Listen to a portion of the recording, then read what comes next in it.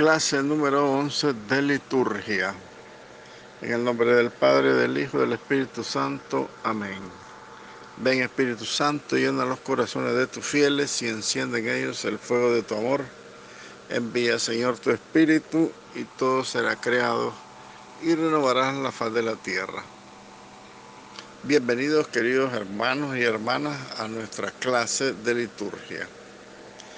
Dice Eclesia de Eucaristía del Papa San Juan Pablo II en el numeral 21 que el Concilio Vaticano II ha recordado que la celebración eucarística es el centro del proceso de crecimiento de la Iglesia. Por eso, después de haber dicho este mismo concilio que la Iglesia o el reino de Cristo presente y en misterio, eso es la Iglesia es el reino de Cristo ya presente en el misterio. Esta Iglesia crece visiblemente en el mundo por el poder de Dios. Esto lo habla el Concilio Vaticano II en la Lumen Gentium sobre la Iglesia. Como queriendo decir el concilio, respondiendo a la pregunta, ¿cómo crece la Iglesia? Y dice el concilio, ¿cuántas veces se celebra en el altar el sacrificio de la cruz, en el que Cristo, nuestra Pascua, fue inmolado, según lo que dice San Pablo en la primera carta a los Corintios? En ese sacrificio se realiza la obra de nuestra redención.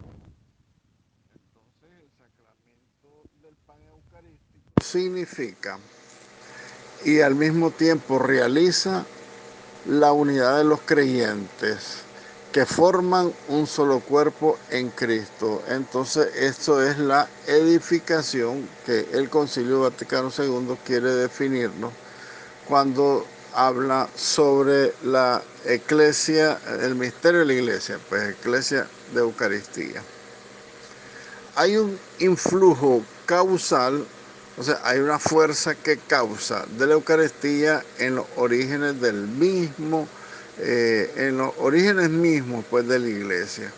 Hay una causa eucarística que se origina en los mismos orígenes de la Iglesia. Los evangelios, por ejemplo, precisan que fueron los 12 apóstoles quienes se reunieron con Jesucristo en la última cena, nadie más. Fueron los 12 apóstoles, y esto lo ratifica el Evangelio de San Mateo capítulo 16, San Marcos capítulo 24 y Lucas en el capítulo 22. Y es un detalle que debemos de tenerlo como de notable importancia, porque los apóstoles fueron la semilla del nuevo Israel, la semilla del nuevo pueblo de Dios que es la Iglesia. Los apóstoles son los pilares, a la vez que ellos dieron origen a la jerarquía sagrada. Entonces, al ofrecerle Jesucristo a los apóstoles como alimento su cuerpo y su sangre, Cristo los implicó a los apóstoles de una manera misteriosa en este misterio del sacrificio que Él habría de consumar unas horas después de la última cena y realizada pues en el Calvario, el sacrificio de su pasión y su muerte. Entonces, análogamente a la alianza del Sinaí, esa alianza del Sinaí que fue sellada con el sacrificio del Cordero y la aspersión con la sangre a lo que es el altar del sacrificio, entonces los gestos y las palabras de Jesús en la última cena fundaron, al igual que en la antigua alianza del Sinaí, con su cena, su última cena, fundó la nueva comunidad mesiánica, fundó el pueblo de la nueva alianza. Si en el Sinaí se hizo una alianza con el sacrificio del Cordero en la última cena, también Jesucristo hace una nueva y eterna alianza para fundar una nueva comunidad del pueblo de Dios, el nuevo pueblo de Dios, el pueblo de la nueva alianza. Los apóstoles aceptaron la invitación de Jesús en el cenáculo.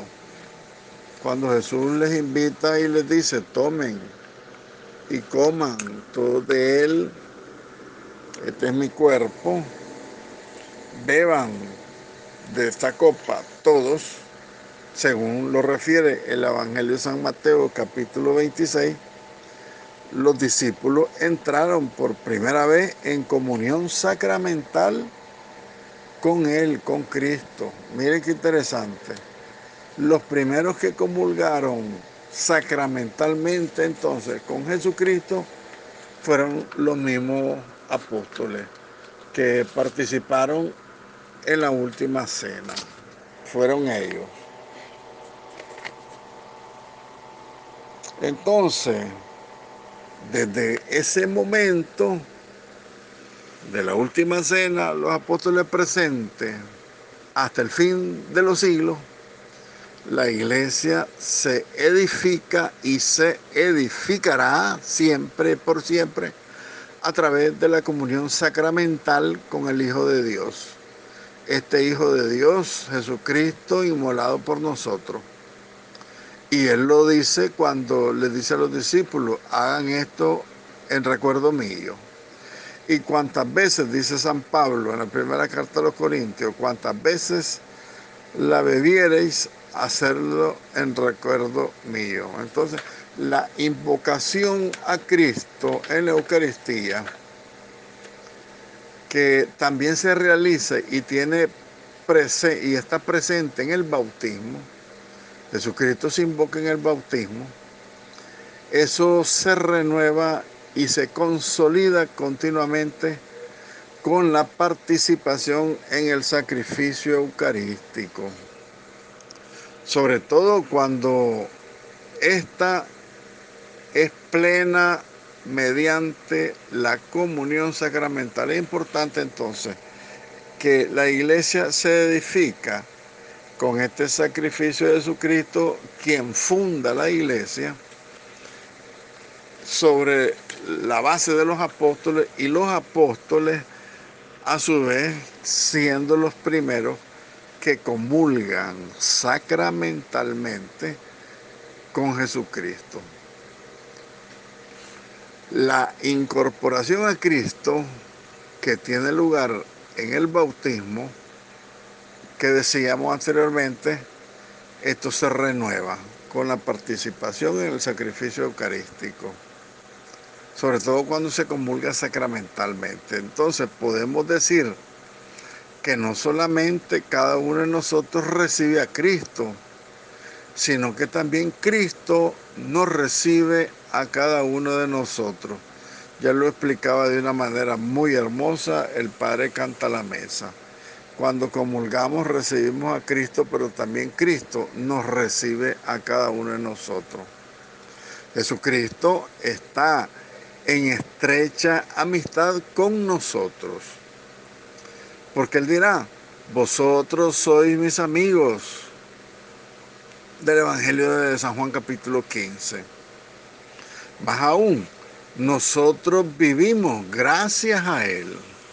Acuérdense lo del capítulo 6 del Evangelio de San Juan. Ojalá que lo hayan leído todo el capítulo 6.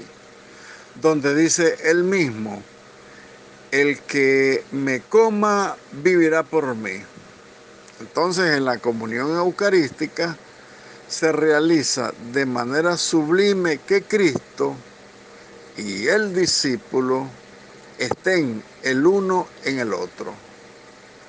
Permaneced en mí, dice Jesucristo, como yo permanezco en vosotros. El Evangelio de San Juan, decíamos en el capítulo 15. Entonces, la comunión tiene una doble vía. Yo comulgo a Cristo y Cristo me comulga a mí. Yo lo como y Él me asume. Él viene a vivir en mí. Por eso dice el Salmo. Miren qué interesante lo que dice uno de los salmos. El Señor mira desde el cielo la maldad de los impíos. Esa es una frase de los salmos. El Señor mira desde el cielo la maldad de los impíos. Entonces, por la Eucaristía, nosotros somos este Cristo aquí en la tierra. Entonces, a través de nuestros ojos, Cristo ve la maldad de los impíos. Por ejemplo, cuando nosotros, cristianos, vemos la persecución de la iglesia, vemos el maltrato de nuestros pastores que son golpeados, amenazados, que fueron ofendidos en el año 2018, todos los sacrilegios que se han cometido, dice el Salmo, todas esas actuaciones de los impíos, el Señor las ve, y las ve a través de nosotros. Cuando nosotros vemos eso, es Cristo, es el mismo Dios que está observando a través de nuestros ojos la maldad de los impíos. Esa es una cosa hermosísima que yo quisiera que nunca se les olvidara. Cuando nosotros vemos la maldad de los impíos, es Dios mismo que está viendo la maldad a través de nuestros ojos. Aunque el Salmo diga, el Señor mira desde el cielo la maldad de los impíos. ¿Por qué? Porque a través de nosotros Él está observando la maldad de los impíos. Imagínense que cuando miramos la maldad de los impíos, cuando ofenden a nuestros pastores, cuando golpean a nuestros pastores, que lo vimos en el 2018, golpeando a nuestros pastores, sentimos dolor, sufrimos, pues, lloramos algunos por esas agresiones. Imagínense en cuánto más Jesucristo, que Él está presente en sus pastores. Por eso las cosas nunca están ocultas a los ojos de Dios, porque a través de nuestros ojos Él mira todo lo que ocurre en el mundo. Si bien estamos claros de que Dios está en todas partes, eso no lo podemos obviar, ¿verdad? Porque Dios ve desde el cielo, porque Él es omnipresente. Omnipresente quiere decir que está presente en todos lados. Pero también está presente a través de nosotros cuando vivimos en comunión íntima con Él por la Sagrada Eucaristía. Esa es una de las primeras revelaciones hermosas que nosotros tenemos que tener claro a través del sacramento de la Eucaristía, cuando comulgamos sacramentalmente a Jesucristo. En el capítulo 3, también,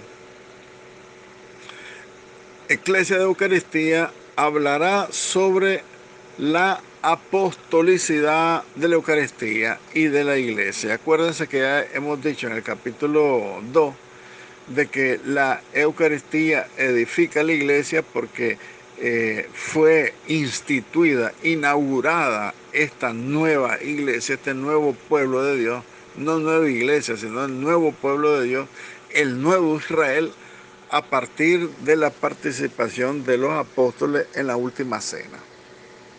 Entonces, también vamos a ratificar el sentido apostólico de la Eucaristía y de la misma Iglesia. Dice el numeral 26 de Eclesia de Eucaristía: si la Eucaristía edifica la Iglesia y a su vez la Iglesia hace la Eucaristía, tenemos que deducir que hay una relación sumamente estrecha entre una y otra, entre la Eucaristía y la Iglesia. Es una unidad súper estrechísima, inquebrantable, indivisible es la unidad que hay entre Cristo y la Iglesia. Porque nosotros somos el cuerpo de Cristo, somos la Iglesia, y Cristo es la cabeza. Entre Él y nosotros hacemos el Cristo místico, la presencia mística de Jesucristo en el mundo, a través de la Iglesia, a través de nosotros. Y esta verdad es esto que nos permite aplicar al misterio eucarístico lo que decimos de la iglesia cuando en el símbolo niceno-constantinopolitano la confesamos a la iglesia como una santa, católica y apostólica.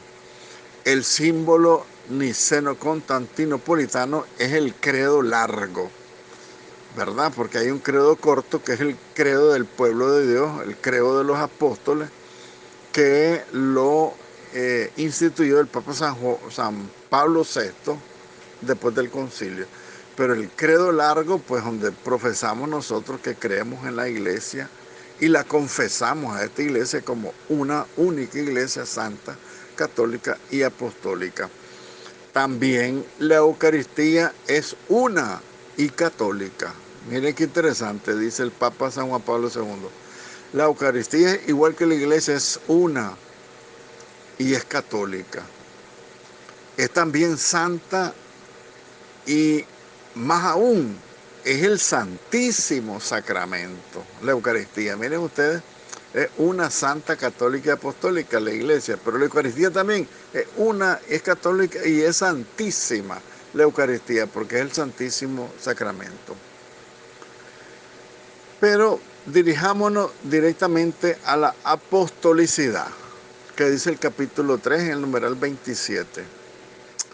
Dice el Papa que el catecismo de la Iglesia Católica, cuando explica cómo la Iglesia es apostólica, o sea, la Iglesia que está basada en las columnas de los apóstoles, se refiere en un triple sentido a esta expresión.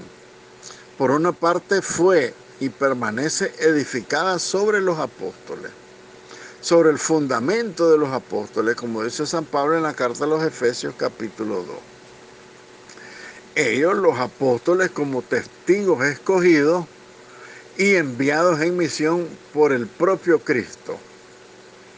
Entonces también los apóstoles están en el fundamento de la Eucaristía. Miren ustedes lo interesante de la apostolicidad de la iglesia y de la Eucaristía. Testigos los apóstoles enviados en misión por el mismo Cristo. Entonces los mismos apóstoles están también en el fundamento tanto de la iglesia como de la Eucaristía, porque la Eucaristía edifica la iglesia y la iglesia hace la Eucaristía. No porque el sacramento no se remonte al mismo Cristo, sino porque ha sido confiado a los apóstoles por Cristo y ha sido transmitido por los apóstoles y sus sucesores hasta nuestros días, hasta nosotros mismos. Por eso la iglesia celebra la Eucaristía a lo largo de los siglos, precisamente en continuidad con la acción de los apóstoles obediente al mandato de Jesucristo. Hagan esto en memoria mía, le dice a los discípulos. Después les dice, vayan por todo el mundo. Después la promesa, yo estaré con ustedes todos los días hasta el fin del mundo. Pero principalmente hagan esto en conmemoración mía. El segundo sentido que tiene la apostolicidad de la iglesia, indicado por el catecismo de la Iglesia Católica, es que la iglesia guarda y transmite con la ayuda del Espíritu Santo que habita en ella, transmite la enseñanza, el buen depósito, las sanas palabras oídas de los apóstoles. La iglesia es la custodia fiel del depósito de la fe y de la enseñanza de los apóstoles. Entonces también en este segundo sentido la Eucaristía es apostólica, porque la Eucaristía se celebra en conformidad con la fe de los apóstoles. En la historia bimilenaria de 2000 años de este pueblo de Dios, de la nueva alianza, la iglesia, el magisterio eclesiástico ha precisado en muchas ocasiones esta doctrina eucarística que no cambia, incluso en lo que atañe en la exacta terminología, tiene que ser igual que como lo hacían los discípulos, los apóstoles, precisamente para salvaguardar la fe apostólica en este misterio excelso y grandísimo. Entonces, esta fe de la Iglesia permanece inalterada y es esencial para la misma Iglesia, para que perdure así de firme en la fe y fiel a este depósito pues que Cristo ha hecho en ella. Entonces, en fin, la Iglesia es apostólica en el sentido de que sigue siendo enseñada, santificada y dirigida por los apóstoles hasta la venida, hasta que vuelva Cristo, digámoslo así, por estos apóstoles, los sucesores de los apóstoles, ¿verdad? Gracias a ellos que todos los apóstoles de nuestro tiempo que le han ido sucediendo en su ministerio pastoral a los discípulos de Jesucristo, este colegio de los obispos a los que los presbíteros asisten y ayudan, juntamente con el sucesor de Pedro, el Papa Francisco en nuestro caso, como sumo pastor de la Iglesia. Entonces esa comunión debe perdurar, porque la sucesión de los apóstoles es la misión pastoral que debe conllevar necesariamente el sacramento del orden sagrado. Cuando se ordenan los sacerdotes, llevan esa sucesión intrínseca, ¿verdad? Que unos han sucedido a otros. Entonces la sucesión apostólica conlleva la misión pastoral de la Iglesia a través del orden sagrado, de la ordenación sacerdotal. Entonces, esta serie ininterrumpida que se remonta hasta los orígenes de estas ordenaciones sacerdotales y episcopales, ordenaciones válidas, por supuesto, porque hay obispos actualmente que son ordenaciones inválidas, por lo tanto no son obispos. Por ejemplo, los que han ordenado las sectas, me refiero a la iglesia anglicana, los de Lefebvre, etc. Entonces, esta sucesión apostólica es esencial para que haya iglesia en el sentido propio y pleno de la palabra. Ya veremos, comentaremos en un momento lo que dice el nuncio Fortunato Huachubú sobre la comunión, ¿verdad? Es interesante, pero también tenemos que hacer referencia a lo que dice el Papa San Juan Pablo II. La Iglesia también expresa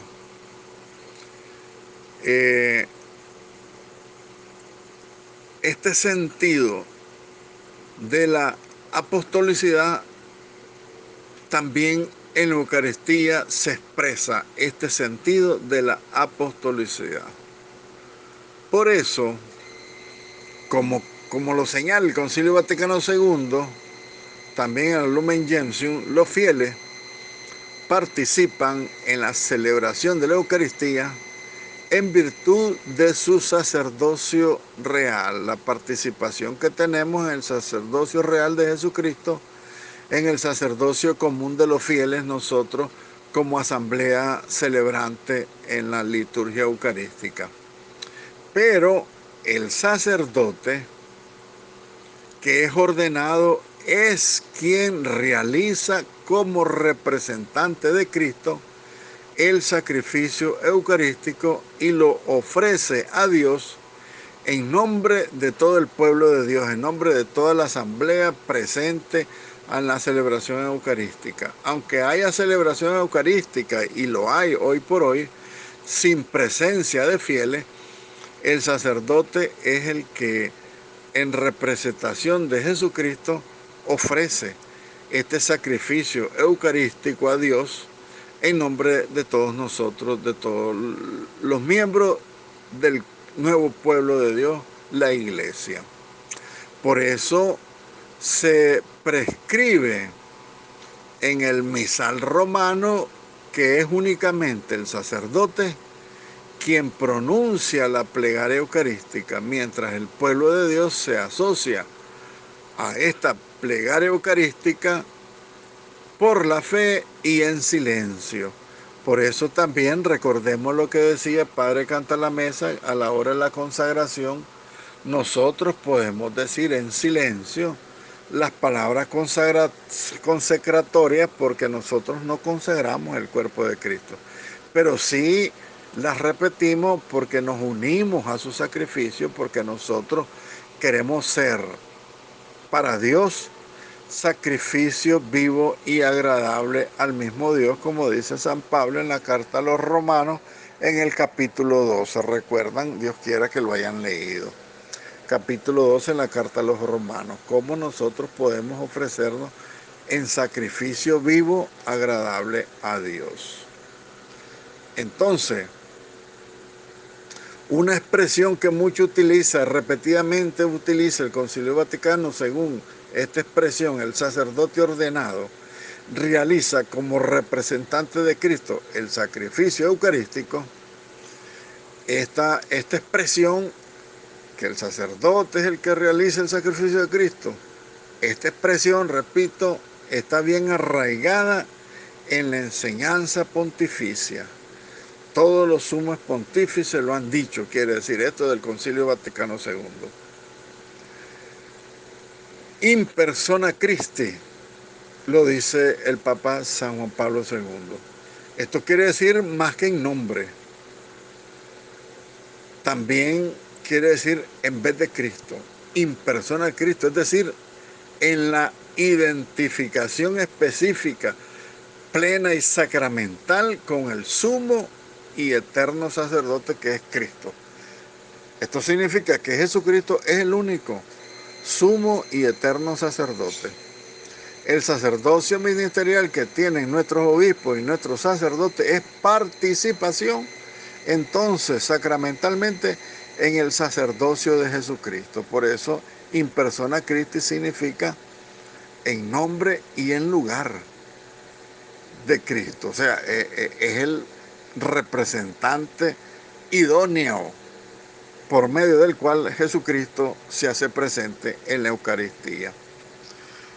Por eso el ministerio de los sacerdotes, en virtud del sacramento de la ordenación sacerdotal, en la economía de la salvación querida por Cristo, manifiesta que la Eucaristía celebrada por ellos es un don que supera radicalmente la potestad de la asamblea litúrgica. O sea, el don sacerdotal es superior definitivamente a la potestad que tenemos todos los fieles cuando estamos reunidos en la asamblea litúrgica, pues, ¿verdad? Cuando estamos celebrando la misa. Y la presencia del sacerdote ministro ordenado es insustituible. En cualquier caso, es insustituible para unir válidamente la consagración eucarística al sacrificio de la cruz de Cristo y a la última cena, para que sea válidamente esa unión. Porque si la unión de la consagración en la misa no se hace como la iglesia manda, o no la hace un sacerdote verdaderamente ordenado, esa consagración es inválida porque no está la unión íntima que debe existir entre la Eucaristía y la cruz y la última cena también, porque la última cena juega un papel importantísimo en la Eucaristía, porque en la última cena Jesucristo se consagra en sacrificio y en el Calvario cumple esa consagración que hizo horas antes en la última cena. Por eso la asamblea eucarística que se reúne para celebrar la Eucaristía necesita Miren qué palabra más increíble. Necesita absolutamente, para que sea realmente asamblea eucarística, un sacerdote ordenado que presida la asamblea eucarística. Entonces, leámoslo de nuevo. La asamblea que se reúne para celebrar la Eucaristía necesita absolutamente sine qua non. Si no está, no sirve. Eso significa sine qua non. Que no hay otra cosa que tiene que ser así para que sea realmente asamblea eucarística. Debe haber un sacerdote ordenado que presida la celebración y la asamblea eucarística. Por otra parte, la comunidad eclesial no está participada para darse por sí misma el ministerio ordenado. Repito porque leí mal una palabra. Por otro lado, la comunidad eclesial no está capacitada para darse a sí misma sola ella, el ministro ordenado. Entonces, la asamblea de la iglesia no es la que ordena a los sacerdotes, eso quiere decir. El sacerdote no puede ser elegido democráticamente, eso no existe en la iglesia. Lo que en la iglesia existe es en la teocracia. Teo, Dios, cracia, la elección divina, pues quiere decir la teocracia, ¿no? La elección divina es Dios quien elige y consagra al sacerdote a través de sus ministros y sus verdaderos pastores. Entonces, la iglesia, ella misma, no se puede dar el ministerio ordenado. Es Dios quien se lo da. Por eso no hay, repito, no hay elección por libertad de voto para que una persona sea ordenada. Es la elección de Dios. ¿Por qué? Porque este es un don que la iglesia recibe a través de la sucesión apostólica, episcopal, que se remonta hasta los apóstoles. Entonces, la ordenación y los verdaderos pastores, la iglesia los recibe a través de la sucesión de los obispos, que se remonta hasta los pastores. Entonces, es el obispo quien establece a un nuevo presbítero. Es el obispo el único que lo elige. Recuerden lo que dice el nuncio apostólico. Es importante que escuchen el video que les mandé del nuncio apostólico, porque si no, no van a poder entender lo que quiere decir el Papa San Juan Pablo II en esto de la ordenación de los presbíteros, porque solamente el obispo es el único que puede ordenar a los nuevos presbíteros mediante el sacramento del orden sacerdotal, otorgándoles el obispo el poder de consagrar la Eucaristía. Pues el misterio eucarístico no puede ser celebrado en ninguna comunidad si no es por un sacerdote ordenado, como lo ha enseñado y está en la ley canónica, y lo ha expresado claramente el Concilio Lateranense número 4. Hace referencia el Papa a este concilio antiguo, donde queda ratificado pues que solamente el obispo es el único que puede elegir a los candidatos al orden sacerdotal, a los nuevos presbíteros.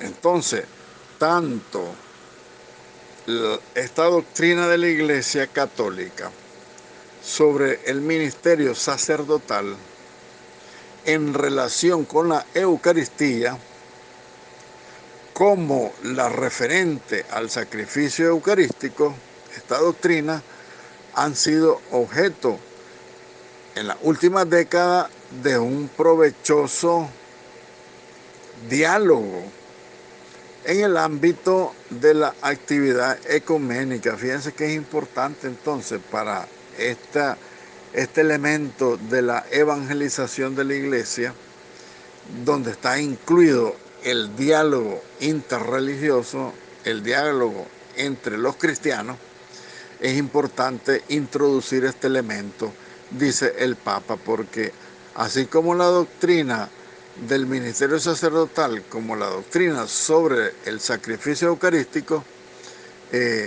han sido provechosos, dice el Papa, en el ámbito de la actividad ecuménica.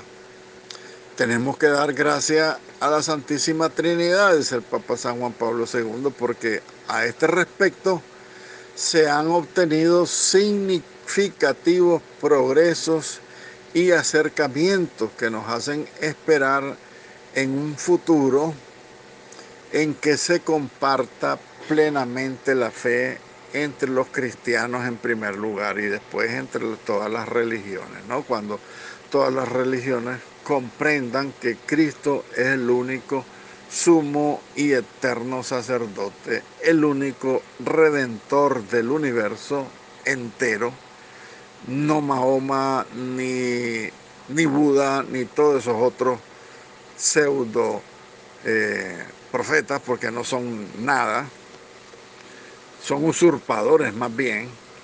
Entonces dice el Papa que se han dado pasos significativos, han habido progresos, han habido acercamientos, porque en la presentación de estos dos temas, el sacerdocio y la Eucaristía, hay una cierta comprensión, pues que según hay esperanza por la influencia del Espíritu Santo, que avancemos pues en ese compartir de la plenitud de la verdadera fe, porque las otras no son verdadera fe, son engaños. Aún sigue siendo válida por eso la observancia que hace el Concilio Vaticano II sobre las comunidades eclesiales surgidas en el occidente desde el siglo XVI en adelante. Esas comunidades eclesiales que fueron separadas de la Iglesia Católica, por ejemplo, a partir de los luteranos, de los calvinistas, todas esas sectas que surgieron en el siglo XVI, allá por el año 1500, igual que la misma iglesia anglicana de Inglaterra, pues que también se separó de la Iglesia Católica. Dice el Papa que han habido algunos progresos interesantes, pues, ¿verdad? Y todos estos progresos han surgido pues a partir del contacto con estas comunidades eclesiales, estos cristianos que han sido separados, que se fueron porque se separaron de la iglesia. Estas comunidades eclesiales separadas, aún les falta la unidad plena con nosotros en la Iglesia Católica. Esa unidad que emana del bautismo. Aunque creamos que, sobre todo por efecto del sacramento del orden, no han conservado la sustancia genuina e íntegra del misterio eucarístico, sin embargo, estas comunidades eclesiales separadas, al conmemorar en la Santa Cena la muerte y la resurrección del Señor, ellos profesan pues de alguna manera que la comunión con Cristo se significa la vida y se significa también una esperanza de su venida gloriosa, porque la iglesia está abierta a toda la comprensión que puedan tener de nuestra fe las iglesias separadas y que de alguna manera pues se ha ido avanzando. Los fieles católicos, por tanto, por su lado, aún respetando las convicciones religiosas de estas iglesias separadas, los fieles católicos deben abstenerse de participar en la comunión que distribuyen en sus celebraciones estas comunidades eclesiales no católicas, porque hacen su comunión ellos, ¿no? Su rito, si ustedes quieren, de la última cena, que no es la comunión eucarística, sino hacen un rito de la última cena. Por eso los católicos, dice el Papa, no deben participar en esas comuniones que distribuyen en sus celebraciones. ¿Por qué razón? Porque nosotros no podemos avalar una ambigüedad sobre la naturaleza sacratísima de la Eucaristía. Es importante que tengamos claro, porque de repente yo he tenido alguna experiencia, porque he ido a Estados Unidos, he ido a Europa, y allá es donde se da que algunos católicos por desconocimiento se meten, por ejemplo, a las iglesias anglicanas o a las iglesias presbiteranas, donde hacen una misa, un simulacro de misa, porque no es misa, donde distribuyen la comunión, y esos católicos comulgan, y después el obispo, el sacerdote que celebra, les presenta a toda la comunidad, a su esposa, a sus hijos. Entonces esos católicos se dan cuenta que han metido la pata. Entonces dice el Papa, no debemos participar en estas celebraciones de estos hermanos separados, porque no podemos nosotros avalar esta ambigüedad que ellos presentan en la naturaleza sagrada de la Eucaristía.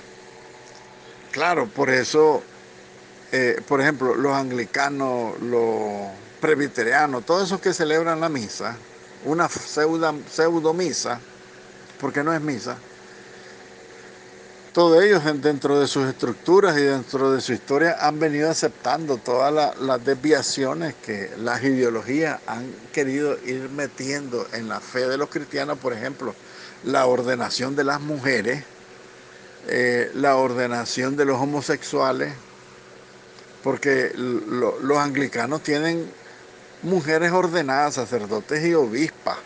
Yo digo las avispas, porque obispas no son, porque el sacramento del orden no existe en ellas, en las mujeres, porque no fue el querer de Jesucristo instituir mujeres en el sacerdocio, sino solo hombres.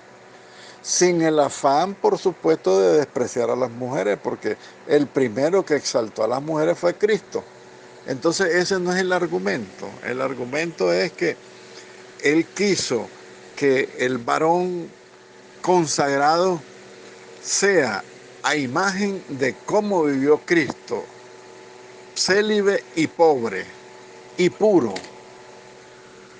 para que a la hora de la celebración no se ofenda ni se trastoque la santidad de la Eucaristía.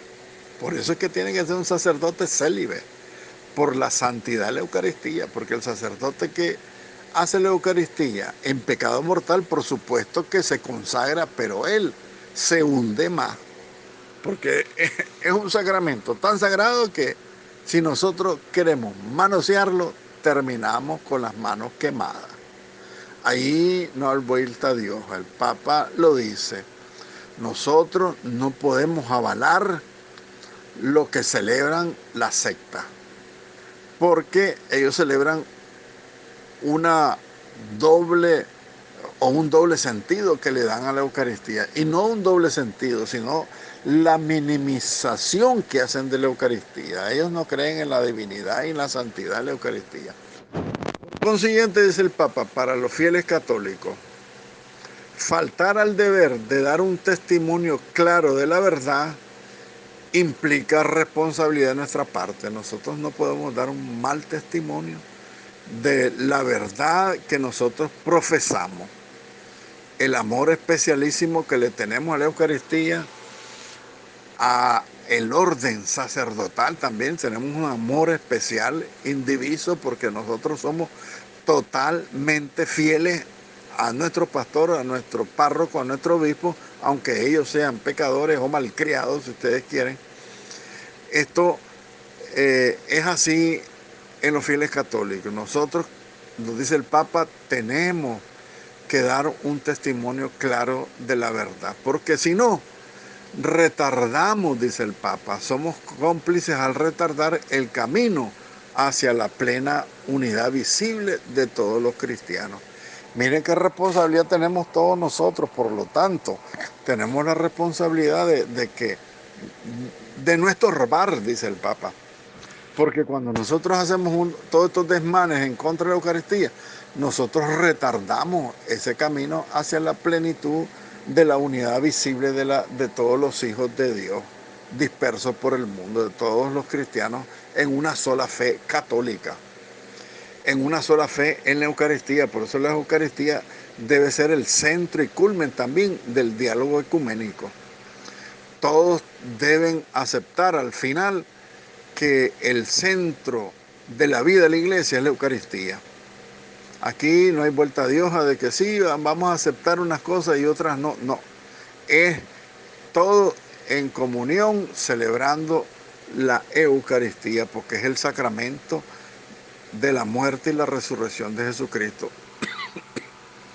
De manera parecida, no se puede pensar tampoco en reemplazar la Santa Misa Dominical con celebraciones ecuménicas de la palabra o con encuentros de oración común con cristianos miembros de esas comunidades eclesiales separadas de la iglesia. Nosotros no podemos sustituir una misa del domingo por cualquier encuentro mal llamado ecuménico, porque contradice nuestra fe. Nosotros que tenemos que dar testimonio en el mundo de que celebramos la verdadera Eucaristía, ¿verdad? Porque no podemos participar en esos servicios litúrgicos que hacen ellos.